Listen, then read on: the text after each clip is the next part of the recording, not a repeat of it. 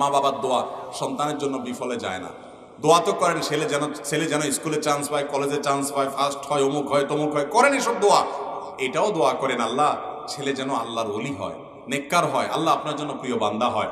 এই দোয়াগুলো ভোর রাতে উঠে করেন, ৫ ওয়াক্ত নামাজের পরে করেন, বিভিন্ন দোয়া কবুলের সময়গুলোতে করেন, সকাল সন্ধ্যায় করেন, শুক্রবারে আসরের পরে করেন।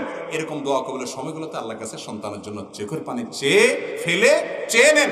আপনি যদি 3টা কাজ করেন ইনশাআল্লাহ, চতুর্দিকে যখন ফিতনার কারণে সন্তানরা নষ্ট হয়ে যাচ্ছে, বাচ্চারা শেষ হয়ে যাচ্ছে, আপনার বংশধর, আপনার পরবর্তী জেনারেশন, আপনার সন্তান সন্ততি ইনশাআল্লাহ ফিতনার এই ভয়াবহতায়, ফিতনার এই আগুন যেখানে চতুর্দিকে জ্বলছে, মোড়ে মোড়ে শয়তান বিভিন্ন ফাঁদ এঁটে বসে আছে, এখান থেকে আপনার সন্তানকে আল্লাহ হেফাজত করবেন ইনশাআল্লাহ। এবার আসা যাক এই সন্তানকে নেককার করার জন্য, আল্লাহর খাঁটি বান্দা হিসেবে গড়ে তোলার জন্য, ভালো মানুষ হিসেবে গড়ে তোলার জন্য আমরা আমাদের যে কর্তব্য আছে, আমাদের যে দায়িত্ব আছে, সেগুলো তো পালন করবই।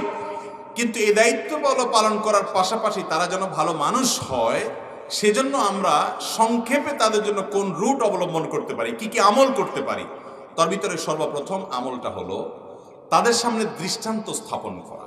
দৃষ্টান্ত স্থাপন করা মানে সন্তানদের সামনে নিজেরা ভালো মানুষ হয়ে তাদেরকে আদর্শ দেখানো। একটা কথা আমরা সবাই জানার কথা, সেটা হলো ছোট শিশুরা শুনে শুনে, পড়ে পড়ে যা শিখে তার চাইতে বেশি শিখে দেখে দেখে। কথা কি বুঝতে পারছেন?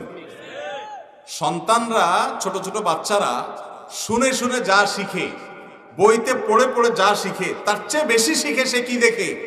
বাস্তব জিনিস দেখে দেখে। আপনি যদি বলেন যে বাবা মিথ্যা বলতে হয় না, মহাপাপ, এটা সে শুনলো, বইতে সে পড়লো মিথ্যা বলা মহাপাপ।